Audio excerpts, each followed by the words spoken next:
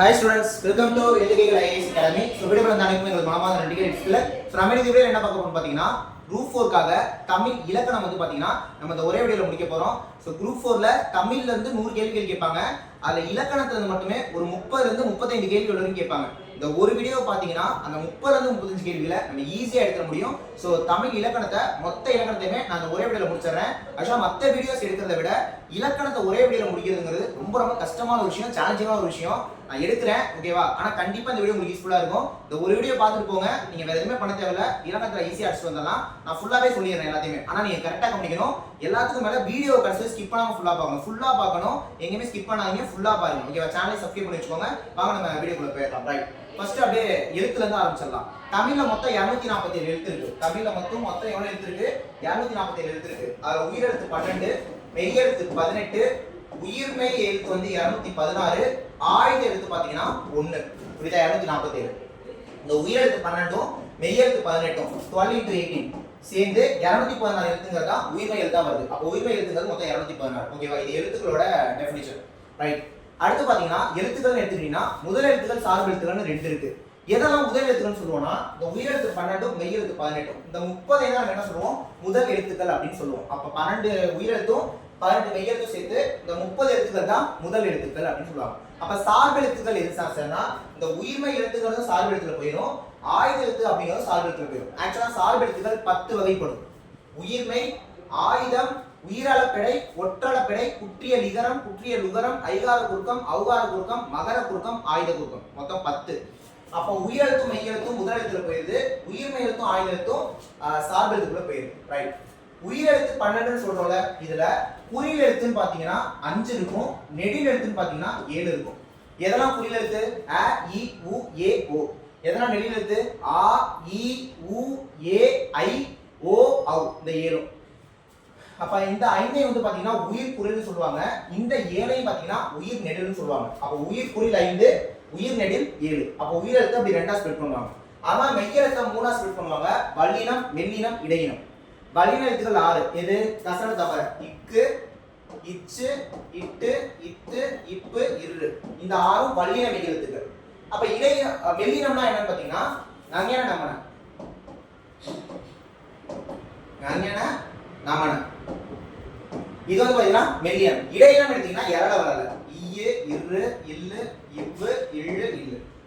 So வல்லினம், மெல்லினம், இடையினம். இது பாத்தீங்கன்னா மெய் எழுத்து. புரியுதா? இந்த டைம்ல நான் உங்களுக்கு மாத்திரை அப்படின்னா என்னன்னு சொல்லிடுறேன், இணை எழுத்துக்கள்னாலே என்னன்னு சொல்லிடுறேன். மாத்திரை நார்மலா குறில் எழுத்து அப்படிங்கிறது ஒரு மாத்திரை வரும், நெடில் எழுத்து அப்படிங்கிறது 2 மாத்திரை வரும். புரியுதா? குறில் எழுத்துனா ஒரு மாத்திரை, நெடில் எழுத்துனா 2 மாத்திரை. மாத்திரைனா என்னன்னு பாத்தீங்கன்னா ஒரு எழுத்தை நம்ம சொல்றதுக்காக கூடிய கால அளவு தான் மாத்திரைன்னு சொல்லுவாங்க. அப்ப குறில் எழுத்து ஒரு மாத்திரை, நெடில் எழுத்து 2 மாத்திரை. இதை கன்ஃபியூஸ் பண்றதுக்காக உயிர் குறில் 1, உயிர் நெடில் 2, உயிர்மெய் குறில் 1, உயிர்மெய் நெடில் 2ன்னு சொல்லுவாங்க. நீங்க நாம குறில் எழுத்துனா ஒரு மாத்திரை, நெடில் எழுத்துனா 2 மாத்திரை ஞாபகம் வச்சுக்கோங்க. மெய் எழுத்துங்கிறது அரை மாத்திரை, ஆயுத எழுத்துங்கிறது அரை மாத்திரை. மெய் எழுத்தும் அரை மாத்திரை, ஆயுத எழுத்தும் அரை மாத்திரை. நெக்ஸ்ட் இணை எழுத்துக்கள். இணை எழுத்துக்கள்னா என்னன்னு பாத்தீங்கன்னா ஆவோட இணை எழுத்து தான் ஆ. அப்ப ஆவோட இணை எழுத்து அ. அதே மாதிரி ஈயும் ஈயனாவும் இணை எழுத்து, ஊவும் ஊவனாவும் இணை எழுத்து, ஏவும் ஏவும் இணை எழுத்து. ஓகே, ஏவும் ஏவனாவும் இணை எழுத்து. அடுத்து ஓ ஓவன்னா இணை எழுத்து. நெக்ஸ்ட் பாத்தீங்கன்னா இந்த ஈக்கு ஐ வரும், ஈக்கு ஐ வரும், ஊக்கு ஔ வரும் எக்ஸ்ட்ரா. அப்ப ஆவும் இணை எழுத்துங்க. ஈக்கு ஈ ஐ ரெண்டுமே வரும். அப்ப இந்த ரெண்டுமே இதான் இணை எழுத்து. ஊக்கு ஊ ஔ வரும், இது ரெண்டுக்கும் இதான் இணை எழுத்து. ஏக்கு வந்து ஏ இணை எழுத்து, ஓ வந்து ஓவனாக்கு இணை எழுத்து. சோ உயிரெழுத்து 12 பார்த்துட்டோம். மெய்யெழுத்துன்னு பாத்தீங்கன்னா இந்த வல்லின எழுத்து இருக்குல்ல, அதுக்கு மெல்லின எழுத்து வந்து இணை எழுத்தா வரும்.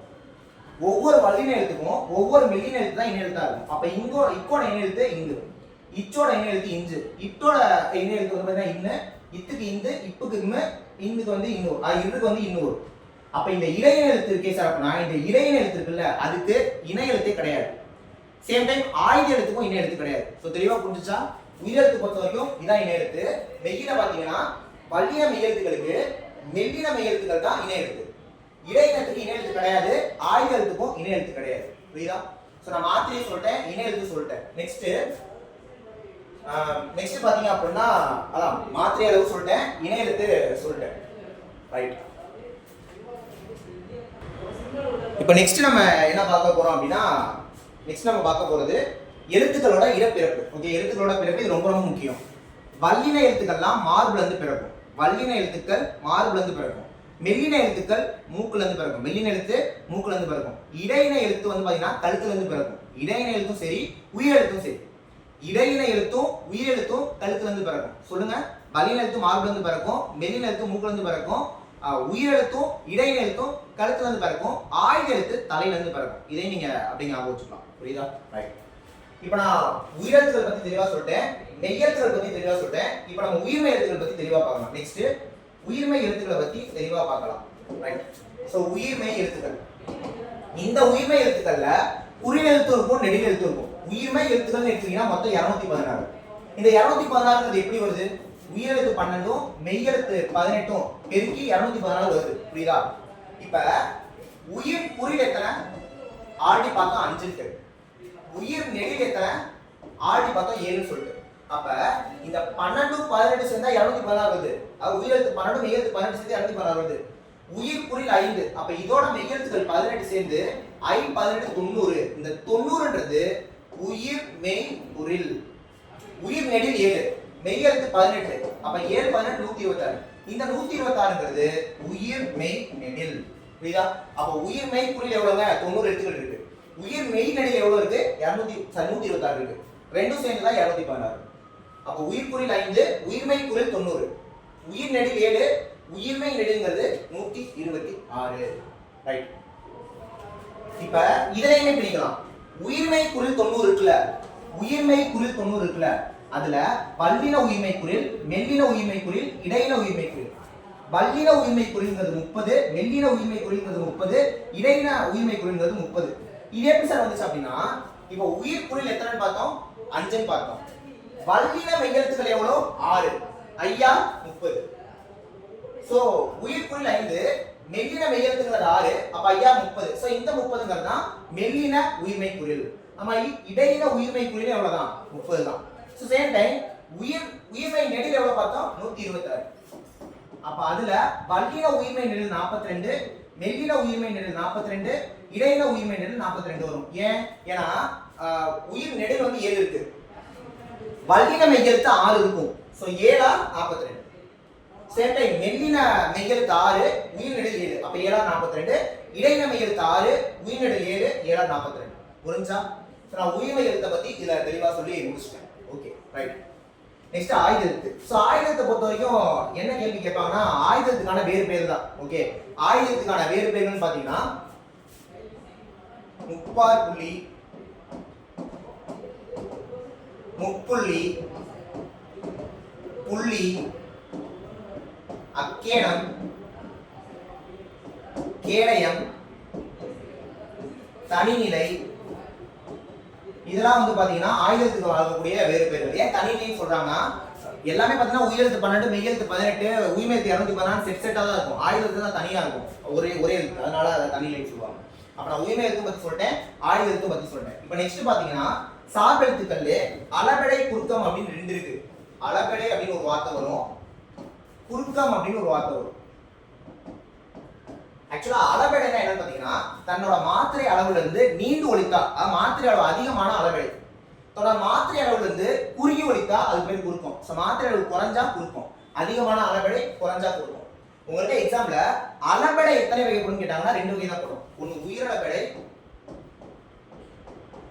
இன்னொன்னு ஒட்டளபெடை. அளபெடை எத்தனை வகை கேட்டா 2 தான். ஒன்னு உயிரளபெடை, இன்னொன்னு ஒட்டளபெடை. உயிரளபெடை எத்தனை வகைப்படும் கேட்டாதான் 3. என்னது? செய்யுளிசை அளபெடை, சொல்லிசை அளபெடை, இன்னிசை அளபெடை. செய்யுளிசை அளபெடை, சொல்லிசை அளபெடை, இன்னிசை அளபெடை. புரியுதா? இந்த செய்யுளிசை அளபெடை என்னன்னா, செய்யுள் இசை அளபெடை வார்த்தையில அர்த்தம் இருக்கு. அதாவது செய்யுள்ல ஓசை குறையிறப்ப அந்த ஓசையை நிரப்பணும் அப்படிங்கிறதுக்காக அளபெடுத்தா அதுக்கு பேரு செய்யுளிசை அளபெடை. இந்த செய்யுளிசை அளபெடைக்கு இன்னொரு பேர் இருக்கு, அதுக்கு பேர் என்ன? இசை நிறை அளபெடை. இசையை நிரப்புறதுக்காக அளபெடுத்தா அது செய்யுளிசை அளபெடை. ரைட். சொல்லிசை அளபெடைனா என்ன சார் அப்படின்னா, செய்யுள்ள ஓசை குறையலனாலும் பெயர் சொல்ல வினை சொல்லா மாத்துறதுக்காக அளபெடுத்தா அதுக்கு பேர் சொல்லிசை அளபெடை. சொல்னா பெயர் சொல் வினை சொல், பெயர் சொல்ல வினை சொல்லா மாத்துறதுக்காக அளபெடுத்தா சொல்லிசை. செய்யுள்ள ஓசை குறையிறப்ப அந்த ஓசையை நிரப்பணுங்கிறதுக்காக அளபெடுத்தா அதுக்கு பேர் செய்யுளிசை அளபெடை. சரி இன்னிசை அப்படின்னா என்ன சார் அப்படின்னா செய்யுள்ள ஓசை குறையலனாலும் இனிய ஓசைக்காக அதான் இன்னிசை, இனிய ஓசைக்காக அளவெடுத்தா அதுக்கு பேரு இன்னிசை அளபடை.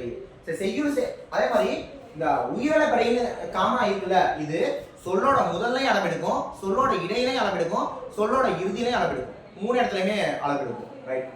செய்யுளிசை அளபடைனா விடார், கெடார், இதெல்லாம் வந்து என்ன எக்ஸாம்பிள். இந்த ஆ வந்தாலே அது வந்து செய்யுளிசை தான். புரியுதா? இன்னிசைனா கெடுப்பதுவும், கெடுப்பதுவும், எடுப்பதுவும். இந்த ஊ வந்தாலே அது இன்னிசை. ஓகேவா? வரணசை, இந்த மாதிரி ஈ வந்தாலே அது சொல்லிசை. ஆ வந்தா செய்யுளிசை, ஊ வந்தா இன்னிசை, ஈ வந்தா சொல்லிசை.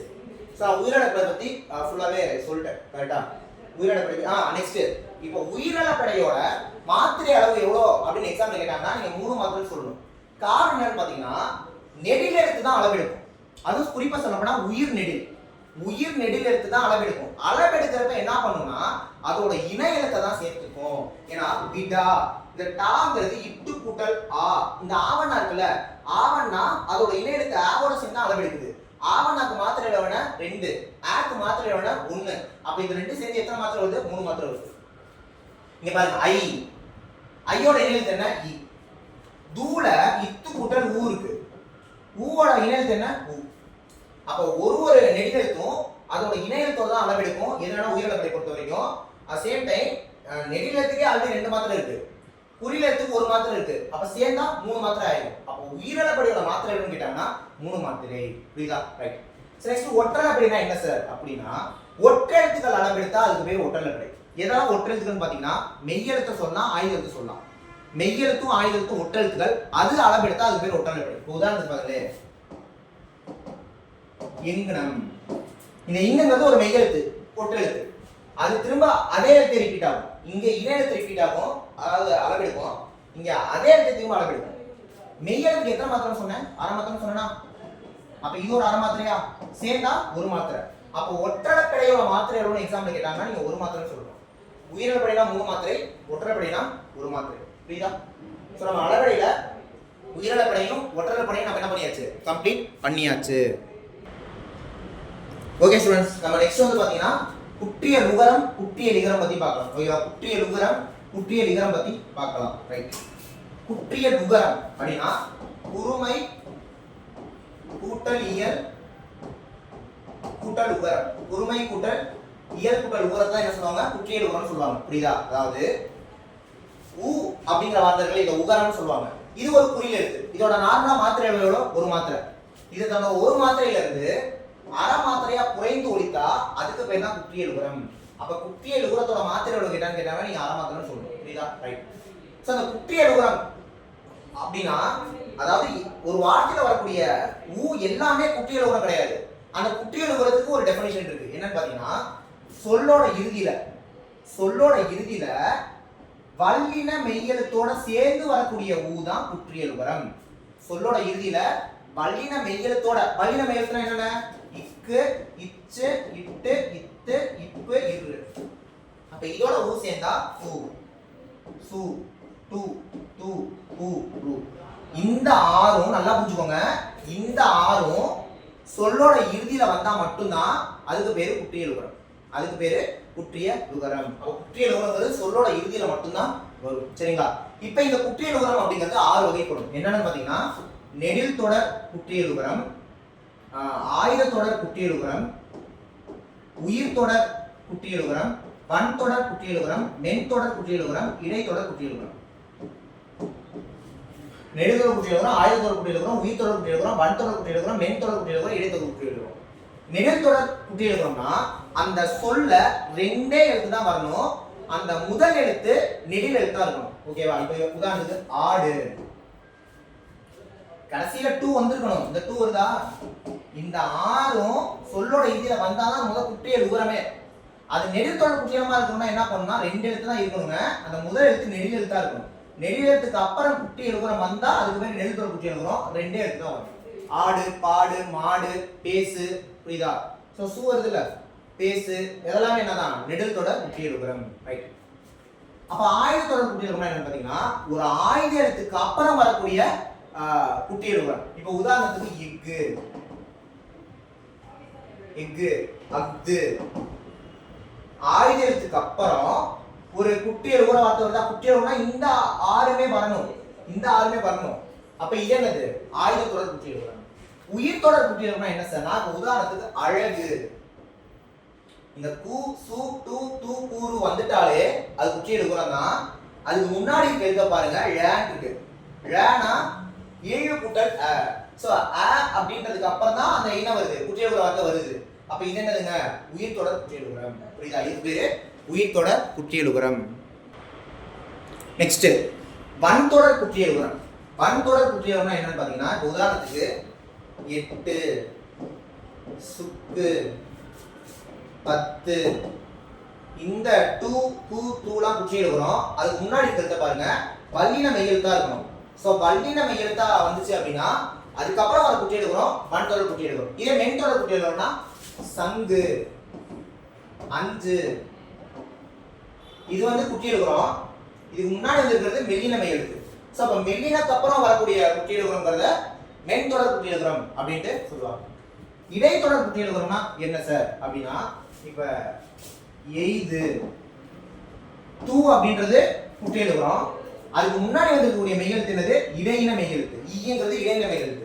அப்ப இடையின மெய்யெழுத்துக்கு அப்புறம் வரக்கூடிய குட்டியல் உகரம் வந்து இடைத்தொடர் குட்டியல் உகரம். அப்ப நான் குட்டியல் உகரத்தை ஃபுல்லா முடிச்சிட்டேன். ஓகே, நெக்ஸ்ட் குட்டியல் இகரம் பார்க்கலாம். இல்ல முற்றியல் உகரம் பார்க்கலாம்.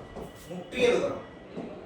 சோ முற்றியல் உகரம்னா என்ன சார் அப்படின்னா, சொல்லோட இறுதியில வரக்கூடிய உகரம் குற்றியல் உகரமா இல்லாம இருந்தாலே அது பேர் முற்றியல் உகரம். இப்ப குற்றியல் உகரத்தோட மாத்திரை நான் என்ன சொன்னேன்? அரை மாத்திரைன்னு சொன்னேன். அதாவது ஒரு மாத்திரையில் இருக்கக்கூடிய உகரம் அரை மாத்திரையா குறைந்து ஒழித்தா அதுக்கு பேர் தான் குற்றியல் உகரம் சொன்னேன். அப்படி குறைந்து ஒழிக்காம வந்தா அதுக்கு பேர் முற்றியல் உகரம். ஓகேவா? இப்ப பசு,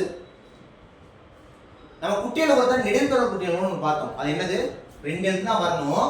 ஆனா முதல் எழுத்து நெடில் எழுத்தா வரணும்னு நான் சொன்னேன். அப்ப இப்ப பாசு, பாசுங்கிறது மீனிங் இல்ல. இப்ப பாசு அப்படிங்கிறது ஒரு வார்த்தைனா இது குட்டியல் உகரம். ஏன்? இது நெடில்தொடர் குட்டியல் உகரம். ஆனா பசுங்கிறது இது குட்டியல் உகரம் கிடையாது. அதனால இதுக்கு பேரு முற்றியல் உகரம். புரியுதா? வல்லின உகரம் சொல்லுக்கு கடைசியில வந்தாலுமே கூட அது 2 எழுத்தா வந்து முதல்ல குறியெழுத்து வந்துச்சுன்னு வைங்களே, அது வந்து குற்றியல் உகரம் கிடையாது. இதை தாண்டி மெல்லின உகரம், இடையின உகரம், இதெல்லாம் சொல்லோட இறுதியில வந்தா அதுக்கு பேரு முற்றியல் உகரம். அப்ப முற்றியல் உகரம் என்ன புரிஞ்சுக்கிட்டீங்களா?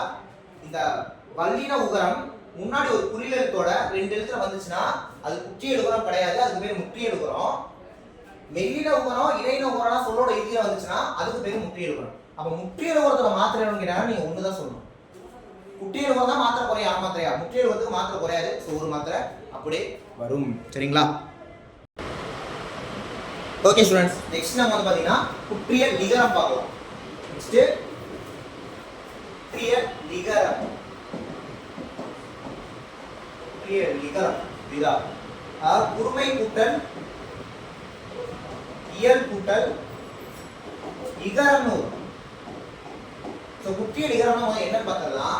உதாரணத்துக்கு நாகு கூட்டல் யாத நாகியாது அப்படின்னு சொல்லுவாங்க.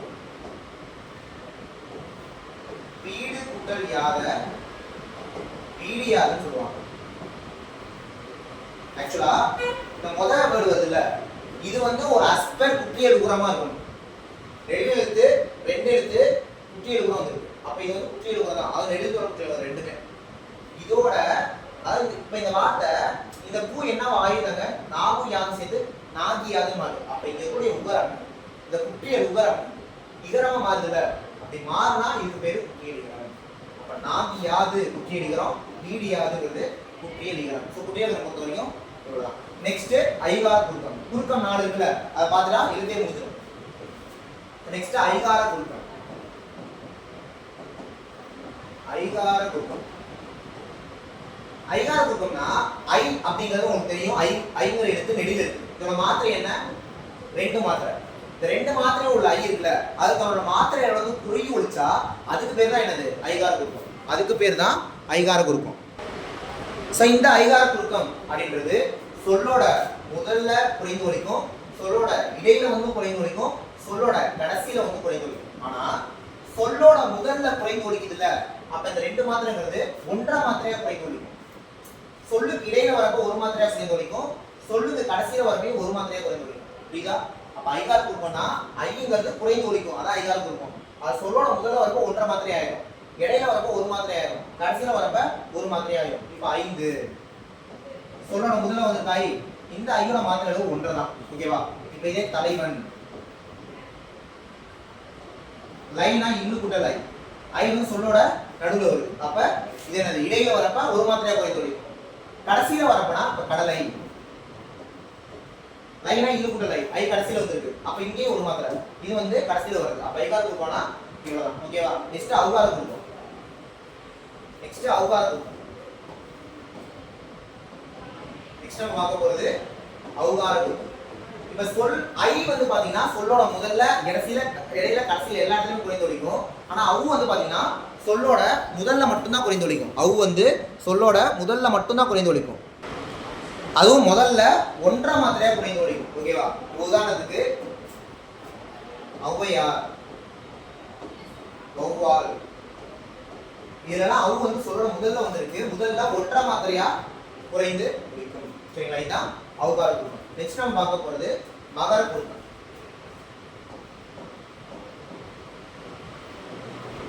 நெக்ஸ்ட் நம்ம பார்க்க போறது மகர குறுக்கம். இந்த மகர குறுக்கத்தை பார்த்துட்டு ஆயுத குறுக்கம் பார்த்துட்டா சார்பு எழுத்துக்களும் முடிஞ்சிடும், முதல் எழுத்துக்களும் முடிஞ்சிடும். சரி, மகர குறுக்கம்னா என்ன சார் அப்படின்னா, மகரம் இருக்குல்ல அந்த இம், இது வந்து பாத்தீங்கன்னா இதோட ஆக்சுவல் மாத்திரை என்ன? அரை மாத்திரை. வெயிலுக்குன்னா அரை மாத்திரை படிச்சிட்டோம். இது அரை மாத்திரை இல்லாம கால் மாத்திரையா குறைந்து ஒலித்தா அதுக்கு பேர் தான் மகர குறுக்கம். அது எங்கெல்லாம் குறைந்து ஒலிக்கும் பாத்தீங்கன்னா நகரம், நகரம், இந்த ரெண்டு நாக்கு அப்புறம் வரக்கூடிய இம் இருக்குல்ல, அது வந்து பாத்தீங்கன்னா கால் மாத்திரையா குறைந்து ஒலிக்கும். இப்போ உதாரணத்துக்கு மனம், இந்த நாக்கு அப்புறம் வரக்கூடிய இம் இருக்குல்ல, இதுதான் மகர குறுக்கம். சோ மகர குறுக்கத்தோட மாத்திரை எவ்வளவு? கால் மாத்திரை. ஓகேவா? நெக்ஸ்ட் ஆயுத குறுக்கம். நெக்ஸ்ட்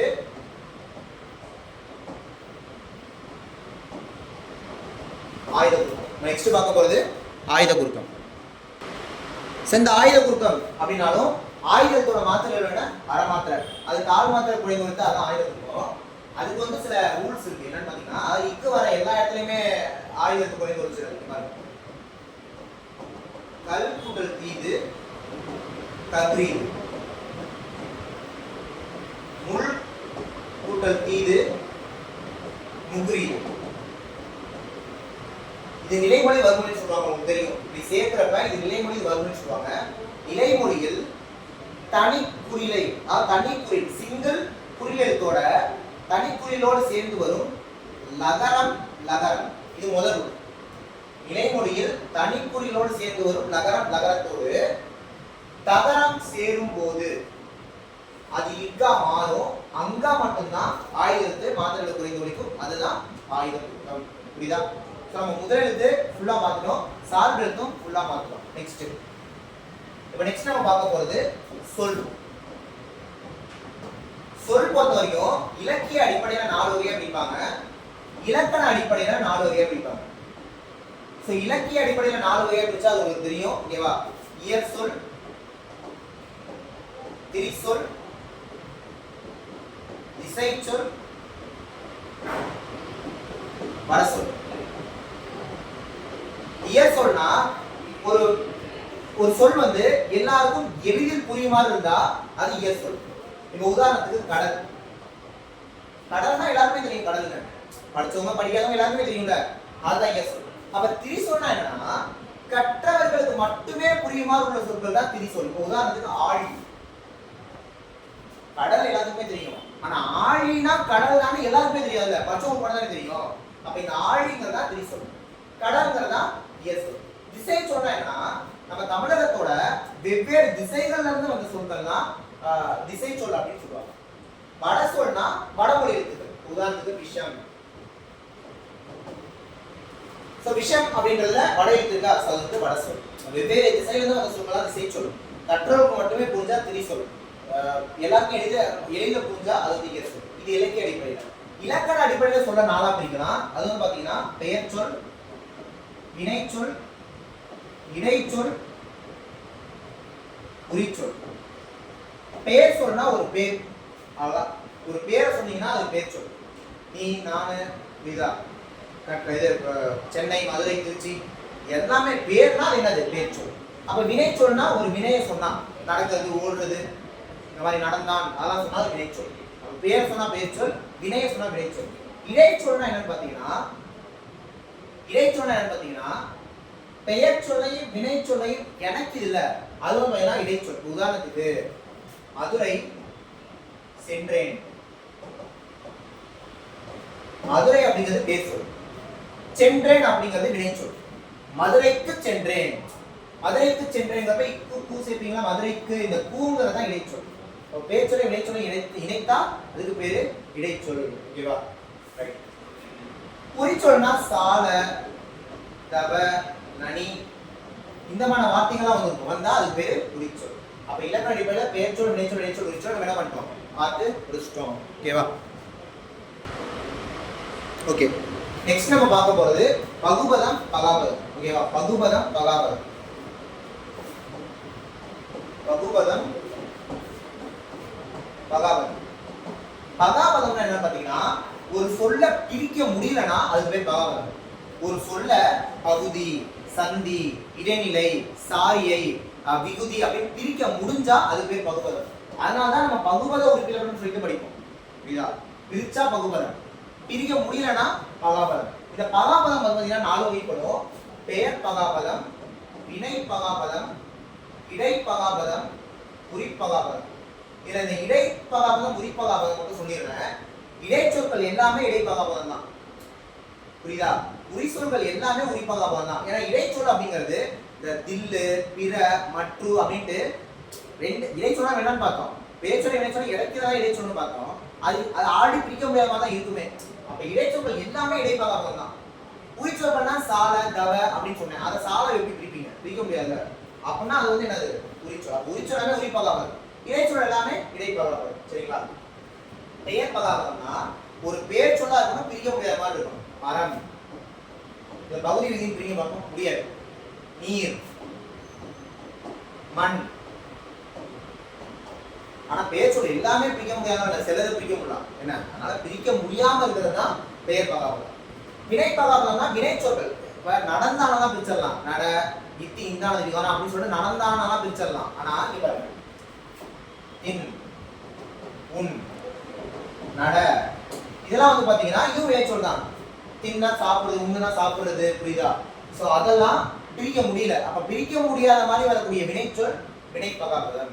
பெயர் பகாபதம், வினை பகாபதம், இடை பகாபதம், குறி பகாபதம் என்ன பண்றேன் சொல்லி கொடுத்துட்டேன். புரியுதா? இப்ப நெக்ஸ்ட் பகுபதம். இப்ப நெக்ஸ்ட் பாத்தீங்கன்னா பகுபதம். பகுபதம் பாத்தீங்கன்னா 2 வகைப்படும். ஒண்ணு பெயர் பகுபதம், இன்னொன்னு வினை பகுபதம். பெயர் பகுபதம், வினை பகுபதம். ஏன்னா இடையூறில பகுபதம் வராது. பகுபதம் பிரிக்க முடியும். ஓகேவா? அதனால பெயர் பகுபதம், வினை பகுபதம் மட்டும் தான் வரும். ஃபர்ஸ்ட் பெயர் பகுபதம்னா என்னன்னு பார்த்தலாம். ஃபர்ஸ்ட் பெயர் பகுபதம்னா என்னன்னு பார்த்தலாம். ரைட். சோ ஃபர்ஸ்ட் பெயர் பகுபதம். பெயர் பகுபதம் அப்படிங்கிறது 6 வகைப்படும். சரிங்களா? பொருள் பெயர் பகுபதம். இப்ப பெயர் பகுபதம்னா பொன்னன். பொன்னன் அப்படிங்கிறது ஒரு பெயர் பகுபதம் தான். ஆனா அந்த பொன்னன்னா என்ன அர்த்தம்? பொன் வைச்சிருக்கிறவனா நம்ம பொன்னன் சொல்றோம். அப்ப அந்த பொன் வைத்திருக்கிற அந்த பொருளை வைத்திருக்கிறவன்றனால அது பொருள் பெயர் பகுபதம் ஆயிடுச்சு. ஓகேவா? பொருள் பெயர் பகுபதம் ஆயிடுச்சு. ஓகே. அடுத்து கால பெயர் பகுபதம். கால பெயர் பகுபதம். கார்த்திகையான் பிரிக்கலாம். கார்த்திகையான் அப்படிங்கிறது ஒரு பெயர் பகுபதம். கார்த்திகை அப்படிங்கிற ஒரு மாசம் காலத்தை வச்சு வந்தனால கால பெயர் பகுபதம். கால பெயர் பகுபதம். ஓகேவா? சினை பெயர் பகுபதம்.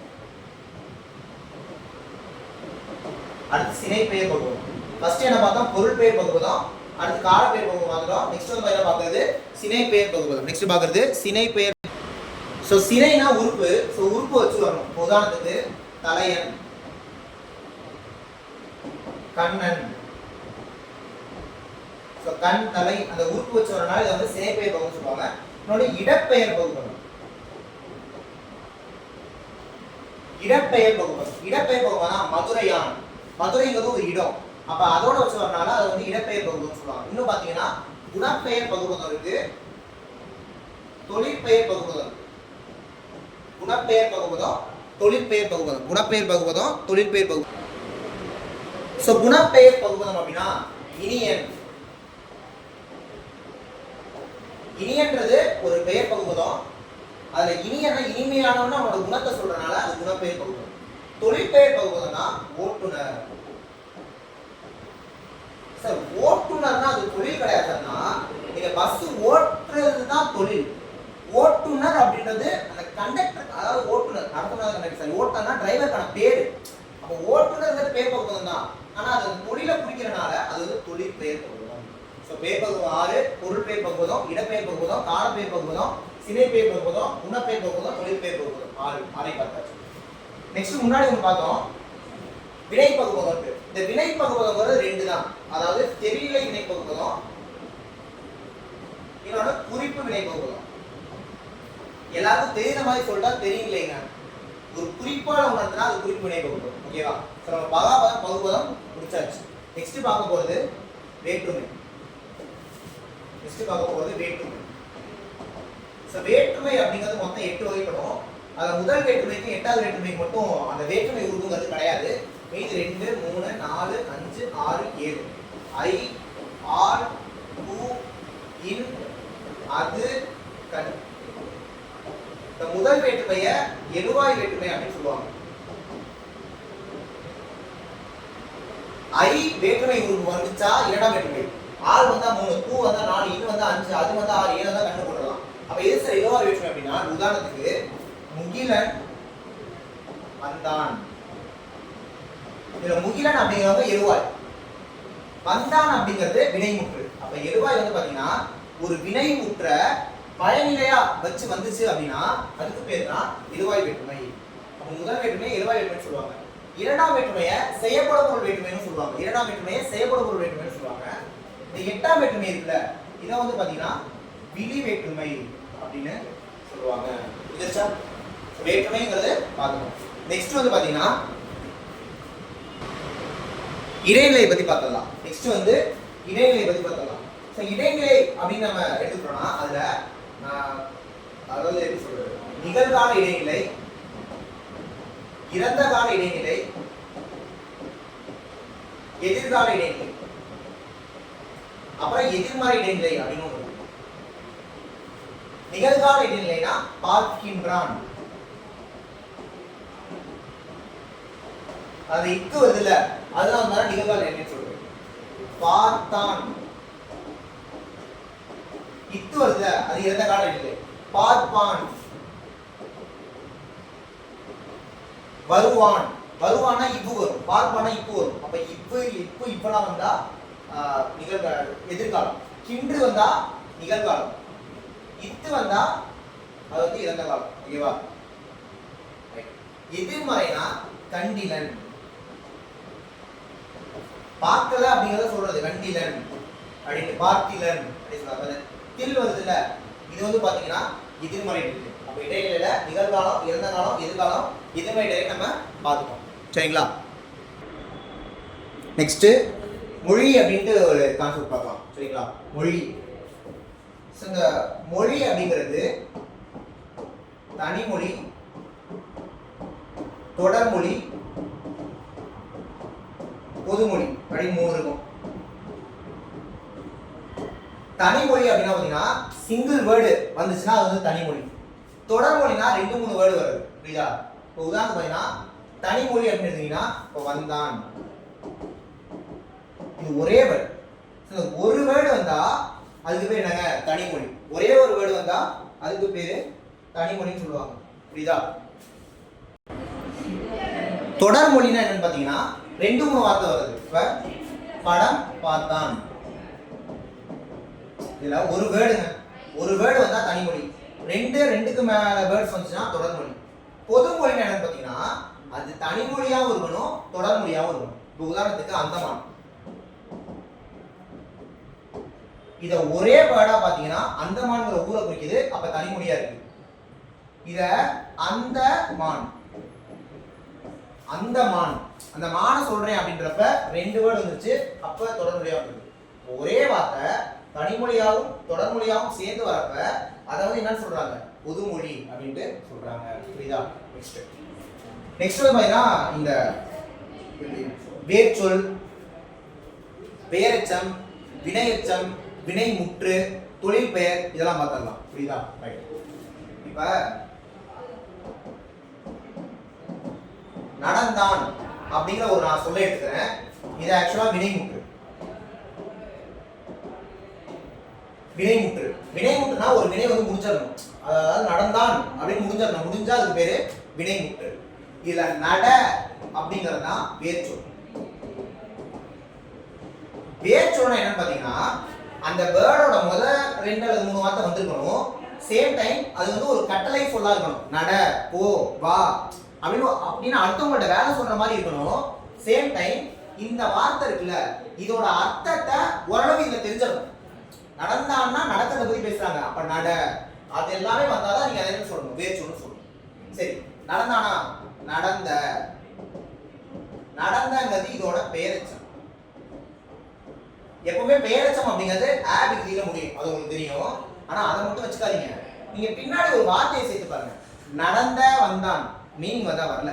இது நடந்த மாணவன், நடந்த மாணவன், அப்ப நடந்த மாணவன் சொல்றோம். மாணவன்கிறது ஒரு பேர், அப்ப பேருக்கு முன்னாடி வந்தா அது பெயரெச்சம். இப்ப இதே பாருங்க, நடந்து, நடந்துங்கிறது வினையெச்சம். நடந்து சென்றான், சென்றான்ங்கிறது ஒரு வினை, அதுக்கு முன்னாடி வரனால அது வினையெச்சம். வினையெச்சம் அப்படிங்கிறது மேக்ஸிமம் ஊ ஈல முடியும். ஓகேவா? சரி, நடத்தல், நடத்தல் அப்படிங்கிறது தான் தொழிற்பெயர். தொழிற்பெயர் தல் விதி வச்சு வரும் தொழிற்பெயர். ஸோ இதுல இருந்து மட்டுமே, இப்போ நான் சொன்ன விஷயத்துக்கு மட்டுமே எக்ஸாம்ல 2 அல்லது 3 கேள்வி கேட்டுருவாங்க, ஈஸியா அடிச்சுங்க. வினைமுற்று, வேர்ச்சொல், பெயரெச்சம், வினையெச்சம், தொழிற்பெயர். புரியுதா? ஸோ இதை நான் சொல்லிட்டேன். இப்போ நெக்ஸ்ட் கவனிங்க. நெக்ஸ்ட் இடுகுறி பெயர், காரண பெயர் பார்க்கலாம். இடுகுறி பெயர், காரண பெயர். நெக்ஸ்ட் பார்க்கிறது இடுகுறி பெயர், காரண பெயர். ஓகேவா? சோ இடுகுறி பெயர்னா என்னன்னா, ஒரு சொல் இருக்குல்ல, அதுக்கு வந்து இந்த காரணத்துக்காக பேர் வைக்காம சும்மா பேர் வச்சா அது பேர் இடுகுறி பெயர். இப்போ உதாரணத்துக்கு மரம், அத மரம்னு பேர் வச்சதுக்கு ஏதாவது ரீசன் இருக்கா? கிடையாது. மரம்னா மரம். அப்படி ரீசன் இல்லாம இருந்தா அது இடுகுறி பெயர். ரீசனோட வந்தா அது பேர் காரண பெயர். ஓகேவா? இந்த இடுகுறி பெயரே வந்து பாத்தீங்கன்னா இடுகுறி பொது பெயர், இடுகுறி சிறப்பு பெயர்னு வரும். இப்ப இடுகுறி பொது பெயருக்கு உதாரணம் மரம். காரணமே இல்லாம வந்தா அது பேர் இடுகுறி பெயர். பொது பெயர்னா பொதுவா சொல்லணும். இப்ப மரத்துக்குள்ள நிறைய மரம் இருக்கு, மாமரம், தென்னை மரம், தேங்காய் மரம், மாமரம், தென்னை மரம் நிறைய இருக்கு. அப்ப இதுக்கு பொதுவா ஒண்ணு சொன்னா அது இடுகுறி பொது பெயர். அப்ப இடுகுறி சிறப்பு பெயர் என்னன்னா மாமரம், தென்னை மரம் அப்படின்னு பர்டிகுலரா ஒண்ணு சொன்னீங்கன்னா அது இடுகுறி சிறப்பு பெயர். பொதுவா சொன்னா இடுகுறி பொது பெயர். சரிங்க சார். காரண பெயருக்கு உதாரணம் சொல்லுங்க சார் அப்படின்னா, இப்ப பறவை, பறவைக்கு ஏன் பறவையின் பேரு? பறக்கிறனாலதான் அதுக்கு பேர் பறவையின் பேரு. கரெக்டா? அப்படி ரீசனோட இருக்குல்ல, அதனாலதான் அது காரண பேர் சொல்லுவோம். அப்ப காரண பொது பெயர்னா பறவை. பறவையில நிறைய பறவை இருக்கு. ஓகே, இப்ப அதுல மரங்கொத்தி. இந்த மரங்கொத்தின்றது காரண சிறப்பு பேர். ஓகேவா? ஏன்னா மரத்தை கொத்துறனாலதான் அது பேர் மரங்கொத்தி. அப்ப காரணம் இருக்கு. அது சேம் அந்த பர்டிகுலர் பறவையை சொல்றதுனால அது பேர் காரண சிறப்பு பெயர். பொதுவா சொன்னா பொது பெயர், பர்டிகுலரா சொன்னா சிறப்பு பெயர், காரணத்தோட வச்சா காரண பெயர், காரணம் இல்லாம வந்தா இடுகுறி பெயர். ஓகேவா? சோ நெக்ஸ்ட் பார்க்கலாம். சோ நெக்ஸ்ட் கவனிங்க. தொகைநிலை, தொகாநிலை தொடர் பத்தி பார்க்கலாம். தொகைநிலை, தொகாநிலை. சோ தொகைநிலை, தொகாநிலை. தொகைநிலை என்னன்னா, தொகாநிலை என்னன்னா, ஒரு சொல்ல நம்ம சொல்றப்ப அதுல வந்து பாத்தீங்கன்னா ஏதாவது ஒரு வார்த்தையோ எழுத்தோ மறைஞ்சு வந்தா, ஓகேவா, மறைஞ்சு வந்தா அது வந்து தொகைநிலை. மறையாம வெளிப்படையா வந்துட்டா தொகாநிலை முடிஞ்சு. சோ மறைஞ்சு வந்தா தொகைநிலை. இந்த தொகைநிலை அப்படிங்கிறது 6 வகைப்படும். சரிங்களா? பண்பு தொகை, வேற்றுமை தொகை, அடுத்து வினை தொகை, அடுத்து உண்மை தொகை, உவமை தொகை, அன்மொழி தொகை. உண்மை தொகை, உவமை தொகை, அன்மொழி தொகை. பண்பு தொகைன்னா என்னன்னு பாத்தீங்கன்னா, சோ பண்பு தொகை அப்படின்னா என்னன்னு பாத்தீங்கன்னா, இப்ப பண்பு தொகைக்கு ஒரு எக்ஸாம்பிள் வந்து பாத்தீங்கன்னா வெண்ணிலவு. வெண்ணிலவுனா என்ன அர்த்தம்? வெண்மையான நிலவுன்னு அர்த்தம். வெண்மையான நிலவு. அது அந்த மை விகுதியும் ஆன அப்படிங்கிற வார்த்தையும் மறைஞ்சு வந்துச்சு அப்படின்னா அதுக்கு பேரு பண்புத்தொகை. மை விகுதி இல்லாம ஆனங்கிற வார்த்தை இல்லாம வந்தா அதுக்கு பேரு பண்புத்தொகை. வேற்றுமை தொகைனா நம்ம ஆல்ரெடி வேற்றுமை படிச்சிட்டோம். வேற்றுமை உறுப்புகள். அந்த வேற்றுமை உறுப்புகள்லாம் மறைஞ்சு வந்தா அது வந்து பாத்தீங்கன்னா வேற்றுமை தொகை அப்படின்னு சொல்றது. இப்ப பள்ளி சென்றேன், பள்ளி சென்றேன், பள்ளிக்கு சென்றேன், இந்த கூ மறைஞ்சு வந்தா அதுக்கு பேரு வேற்றுமை தொகை. வினை தொகைனா என்னன்னு பாத்தீங்கன்னா, இப்ப எக்ஸாம்பிளுக்கு ஊறுகாய், ஊறுகாய். இந்த ஊறுகாய்ங்கிறது என்ன அர்த்தம்னா, அதாவது ஊறிய காய், ஊறுகின்ற காய், ஊறும் காய், அந்த முக்காலத்திலே வரணும். அந்த எல்லா வார்த்தையும் மறைஞ்சு வந்துச்சுன்னா அதுக்கு பேரு வினை தொகை. சரிங்களா? உண்மை தொகைனா அந்த இம்முங்கிற வார்த்தை இருக்குல்ல அது மறைஞ்சு வரணும். இப்ப தாய், தந்தை, இதுக்கு என்ன அர்த்தம்? தாயும் தந்தையும். அந்த இம் மறைஞ்சு வந்திருக்குல்ல அப்ப அது வந்து என்னது? உண்மை தொகை. ஓகேவா? உவமை தொகை அப்படின்னா என்ன பாத்தீங்கன்னா, போல அப்படிங்கிற வார்த்தை மறைஞ்சு வரணும். போல அப்படிங்கிற வார்த்தை மறைஞ்சு வந்துச்சுன்னா அது வந்து என்ன சொல்லுவாங்க? உவமை தொகை. இப்ப எக்ஸாம்பிளுக்கு கயல்விழி, கயல் போன்ற விழி, அந்த போன்ற வந்துச்சுல அப்படி வந்தா உவமை தொகை. சோ தொகையிலே நம்ம ஃபுல்லா சொல்லிட்டோம். நெக்ஸ்ட் தொகாநிலை. ஓகேவா? நெக்ஸ்ட் பாத்தீங்கன்னா தொகாநிலை. இந்த தொகாநிலை பத்தி ரொம்ப டீடைலா படிக்க வேண்டாம். அது தொகாநிலைங்கிறது 9 வகைப்படும். அதை மட்டும் நோட் பண்ணிக்கோங்க. தொகாநிலை அப்படின்றது 9 வகைப்படும். தொகை வந்து 6, தொகாநிலை வந்து பாத்தீங்கன்னா 9 வகைப்படும். சரி, நெக்ஸ்ட் வந்து பாத்தீங்கன்னா ஆகுபெயர்.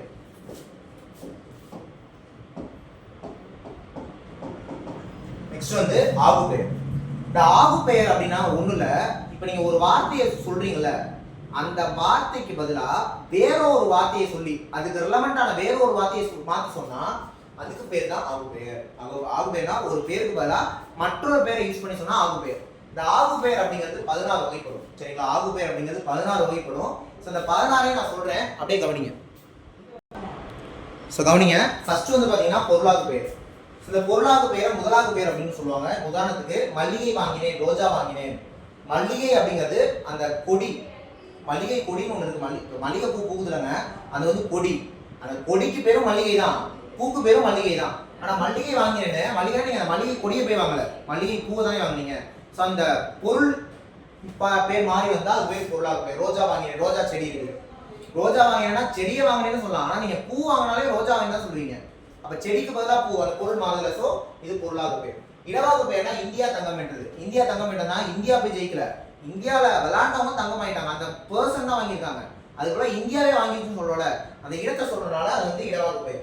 காலவாகு பெயர்னா டிசம்பர் சூடி வந்தால், டிசம்பர் வந்து பூ. ஸோ டிசம்பர் சூடி வந்தால் அப்படின்னா அது வந்து மாசத்தையே சூடி வந்தாலும் அர்த்தம் இல்லை. அப்ப மாசம் காலம் வரனால காலவாகு பெயர். சினையாகு பெயர்னா வெற்றிலை நட்டான், வெற்றிலை நட்டான். ஸோ வெற்றிலை நட்டான் அப்படின்னா வெற்றிலை அப்படிங்கிறது ஒரு சினை, ஒரு உறுப்பு, அந்த செடிக்கு உறுப்பு. வெற்றிலை நட்டானா வெற்றிலையை கொண்டு போய் நடல. வெற்றிலைனா வெத்தலை இருக்காங்க, நம்ம வாயில கொண்டு மெல்லுவோம்ல, அதை போய் நடல. அந்த வெற்றிலைனா அந்த செடி, அந்த இதை நட்டனால வெற்றிலை நட்டான்னு சொல்றோம். அப்ப வெற்றிலைங்கிறது செடிக்கு ஒரு உறுப்பு. ஓகே, ஸோ அதனால அது பேர் என்னது? சினையாகு பெயர் அப்படின்ட்டு சொல்லுவாங்க. ஓகே, நெக்ஸ்ட் கவனிங்க.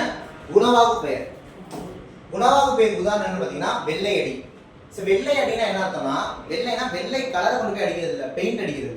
ஸோ பெயிண்ட் அடிக்கிறது பார்த்தா வெள்ளைங்கிற அந்த நேரத்தை கொஸ்டினால போய் குணவாகு பெயர், இதை பண்பாகு பெயர் அப்படின்னு சொல்லுவாங்க. அடுத்து தொழிலாகு பெயர். தொழிலாகு பெயர்னா பொங்கல் சாப்பிடு. பொங்கல் அப்படிங்கிறது ஒரு உணவு தான், ஆனா பொங்கல் அப்படிங்கிறது பொங்கி வரதுக்கான தொழிலை குறிக்குது. ஸோ தொழிலை குறிக்கிறதுனால அது பேர் தொழிலாகு பெயர். இப்ப என்ன அளவையாக பெயர்னா ஒன்று பெற்றால் ஒளிமயர். ஒன்று பெற்றால் ஒளிமயம்னா அங்க ஒரு குழந்தைய குறிக்குது, அந்த குழந்தைக்கு பதிலாக நம்பர் வருது 1. ஸோ நம்பர் வரனால என்ன அளவையாக பெயர். 5 கிலோ என்ன விலை, அது நெக்ஸ்ட் எடுத்து அளவையாக பெயர்னா 5 கிலோ என்ன விலை. இப்போ நீங்க சர்க்கரையோ ஏதோ ஒன்று வாங்க போறீங்கன்னு வச்சுக்கோம், அந்த 5 கிலோ என்ன வேணா அந்த சர்க்கரையை குறிக்குது, அந்த சர்க்கரைக்கு பதிலாக கிலோ அவ குறிக்கிறனால அது பேர் எடுத்தல் அளவையாக பெயர். 3 லிட்டர் எவ்வளோப்பா, இப்போ நீங்க என்ன வாங்க போறீங்கன்னு வச்சுக்கோ, 3 லிட்டர் கேட்குறீங்க அப்படின்னா அது வந்து எண்ணெயை குறிக்காம அந்த லிட்டரை குறிக்குது இல்ல, அப்ப லிட்டருங்கிறது முகத்தல் அளவையாக பெயர். 5 மீட்டர் என்ன விலை. துணி போய் வாங்க போறோம், அந்த துணியை குறிக்காம அந்த மீட்டருங்கிறது அந்த துணியை தானே குறிக்குது. ஸோ அதனால அது வந்து நீட்டல் அளவையாகும் பெயர். ஓகேவா? ஸோ இன்னும் 6வது பேர் அப்படியே பார்த்தலாம். அடுத்து சொல்லாகு பெயர். ஓகேவா? சொல்லாகு பெயர் உதாரணம் வள்ளுவன் சொல். இப்போ வள்ளுவன் சொல்னா என்ன அர்த்தம்னா, வள்ளுவன் சொல்னா அவங்களோட திருக்குறள், அந்த திருக்குறளை தான் நம்ம வள்ளுவன் சொல்னு சொல்றோம். அப்போ வள்ளுவன் சொல்லுங்கிறது சொல்லாகு பெயர். கருவியாக பெயர்னா யாழ் கேட்டு மகிழ்ந்தான். யாழ் கேட்டு மகிழ்ந்தான்னா யானை கேட்டு மகிழ்ல, அதுல வரக்கூடிய இசை கேட்டு தான் மகிழ்ந்தோம். அப்ப அந்த யாழ்ங்கிற கருவியை குறிக்கிறால கருவியாக பெயர். காரியாக பெயர் சமையல் கற்றால். இப்ப சமையல் கற்றால்னா சமையல் அப்படிங்கிறது அது ஒரு விஷயம், இந்த விஷயத்தை தான் கத்துக்கிறாங்க. சமையல்னா சமைக்கிற விஷயத்தை கத்துக்கிறாங்க. ஓகேவா? அப்ப சமையல்ங்கிறது அது ஒரு காரியம், ஒரு செயல், அதனால அது என்னது காரியாக பெயர். கர்த்தாவுக்கு பெயர்னா கம்பனை கற்றார். கம்பனை கற்றார்னா கம்பனை போய் படிக்கல, கம்பன் எழுதி கம்பராமாயணத்தை படிக்கணும், அதனால கம்பனை கற்றான்னு சொல்றோம். அப்ப கம்பன் அப்படிங்கிறது இங்க கருத்தா, குவாய்ட்னு சொல்லுவோம்ல கருத்தா. அப்ப கருத்தாவை படிச்சனால கருத்தாவாக பெயர். ஓமையாக பெயர் நாரதர் படிக்கிறார். நாரதர்னா நாரதர் வரல, நாரதர்னா கலகம் முட்டி விடுவாரு. அப்ப யாராவது இந்த மாதிரி சண்டை முட்டி விட்டாலே அவங்க பார்த்தா நாரதர்னு சொல்லுவோம். அப்ப நாரதர் வராரு அப்படின்னா அது ஓமை. ஸோ ஓமைங்கனால ஓமையாக பெயர். தானியாக பெயர்னா பாலை இறக்கு. இப்ப பாலை இறக்குனா பாலைங்கிறது குறிஞ்சி முல்லை மதம் நெல் பாலை மாதிரி அது ஒரு திணை. ஆனா பாலை இறக்குனா பால் நம்ம இறக்க சொல்றோம், அதான் வார்த்தை அங்க போகுது, அதனால இதை வந்து தானியாக பெயர் அப்படின்னு சொல்லுவாங்க. நம்ம இதோட என்ன பண்ணிட்டோம், ஆகு பெயரை முடிச்சிட்டோம்.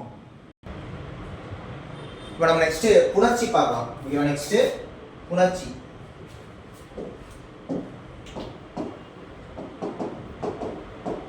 ஸோ புணர்ச்சி அப்படின்னு எடுத்துக்கிட்டீங்கன்னா புணர்ச்சி ரெண்டு வகைப்படும். ஒன்று வந்து பார்த்தீங்கன்னா இயல்பு புணர்ச்சி, இன்னொன்று வந்து பார்த்தீங்கன்னா விகார புணர்ச்சி. இயல்பு புணர்ச்சி, விகார புணர்ச்சி. இயல்பு புணர்ச்சி என்னன்னு பார்த்தீங்கன்னா புணர்ச்சினா என்னன்னு சொல்லிடுறேன். ரெண்டு எழுத்து சேர்ந்தா அது புணர்ச்சி, அதாவது ரெண்டு சொல் இணைந்தா. அது வந்து எப்படி சொல்லுவாங்கன்னா நிலைமொழியின் ஈற்றும் வருமொழியின் முதலும் இணைவதான் புணர்ச்சி. நிலைமொழினா முதல் இருக்குது, வருமொழினா வரப்போறது. ரெண்டும் சேர்றது இருக்குல்ல, இதோட ஈற்றெழுத்தும் இதோட முதல் எழுத்தும் இணைந்தா அதுக்கு பேர் தான் புணர்ச்சி. இப்ப இயல்பு புணர்ச்சிக்கு ஒரு உதாரணம் என்ன அப்படின்னு பாத்தீங்கன்னா வாழை கூட்டல் மரம் என்ன வரும், வாழை மரம் வரும்.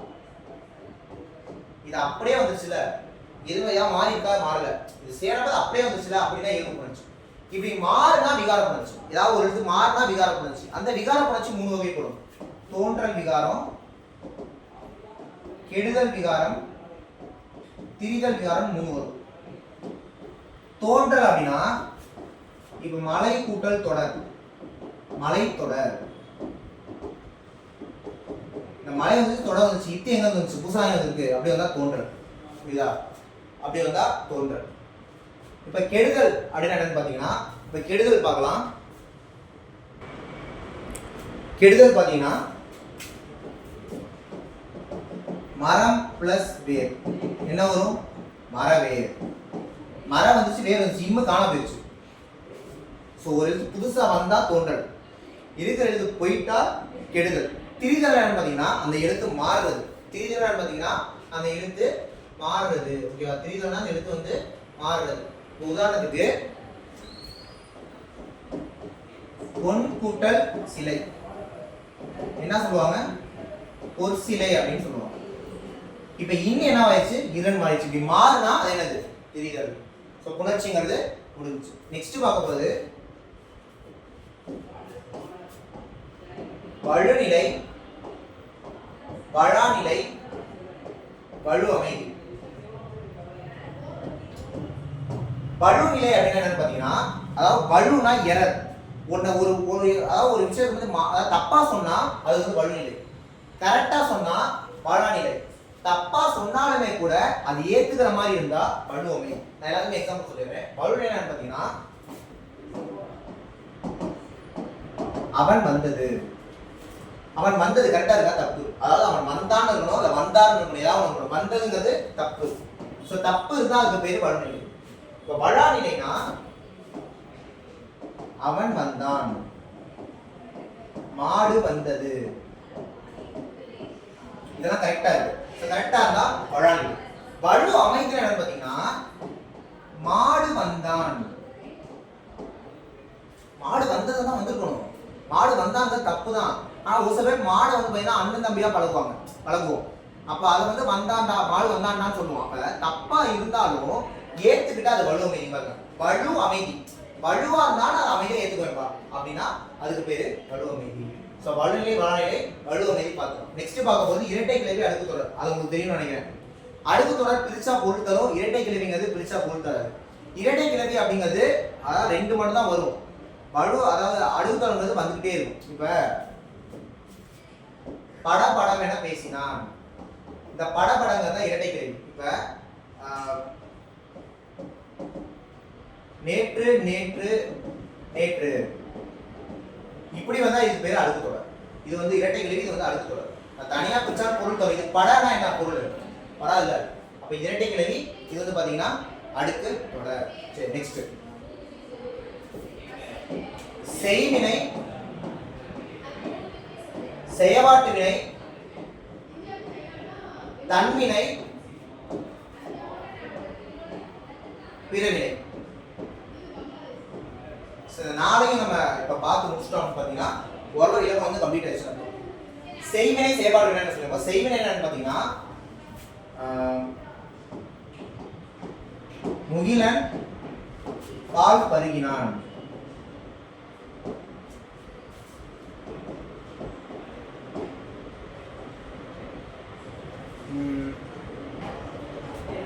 நான் வந்தேன். இப்ப செய்வினைனா என்ன சொல்லிடுறேன், அதாவது இந்த செய்வினையும் தன்வினையும் ஒரே மாதிரி இருக்கும். இது ரெண்டுமா டிஃபரன்ஸா தெளிவா சொல்லிடுறேன். கவனிங்க. அதாவது எழுவாய், செய்யப்படு பொருள், பயனிலை. இந்த மூணு ஒரு வார்த்தையில வந்து இந்த ஆர்டர்ல வந்துச்சுனாலே நீங்க அதை என்ன சொல்லணும், செய்வினை தான் சொல்லணும். அதாவது செய்வினைனா நம்ம செய்யறது, தன்வினைனா நம்ம செய்யறது தான். ஆனா செய்வினைனா எழுவாய், செய்யப்படும் பொருள், பயனிலை வரணும். வந்தா அதுக்கு பேர் செய்வினை. செயல்பாட்டு வினைனா பால் முகிலனால் பருகப்பட்டது. பால் முகிலனால் பருகப்பட்டது. அப்ப செய்யப்படும் பொருள், பயன், எழுவாய், பயனிலை இப்படி வந்துச்சு அப்படின்னா அது செயல்பாட்டு வினை. அப்ப செய்வினை செயல்பாட்டு வினை ஃபிக்ஸட். தன்வினைனா நான் வந்தேன், பிறவினைனா நான் வருவித்தேன். இது தன்வினை, இது பிறவினை. புரியுதா? சோ செய்வினை செயல்பாட்டு வினை, தன்வினை, பிறவினை முடிச்சிட்டோம். சோ ஓகே ஸ்டூடண்ட்ஸ், நம்ம டிஎன்பிஎஸ்சி குரூப் 4 பாயிண்ட் ஆஃப் வியூல இலக்கணம் வந்து கேட்கக்கூடிய எல்லா கேள்விகளுமே நான் எல்லாமே சொல்லி கொடுத்துட்டேன். ஸோ இந்த வீடியோ பார்த்தீங்கன்னா கண்டிப்பாக இலக்கணத்துல இருந்து 30 கேள்வி கேட்பாங்க. கண்டிப்பாக அடிச்சிடலாம். ஓகேவா? ஸோ நெக்ஸ்ட் வந்து பார்த்தீங்கன்னா நம்ம அப்படியே இலக்கியம், தமிழ் அறிஞரும் தமிழ் தொண்டும் எல்லாமே பார்க்கலாம். ஸோ முடிஞ்ச வரைக்கும் கம்ப்ளீட் பண்ணிடலாம். ஓகேவா? நெக்ஸ்ட் வீடியோவில் பார்க்கலாம். தேங்க்யூ.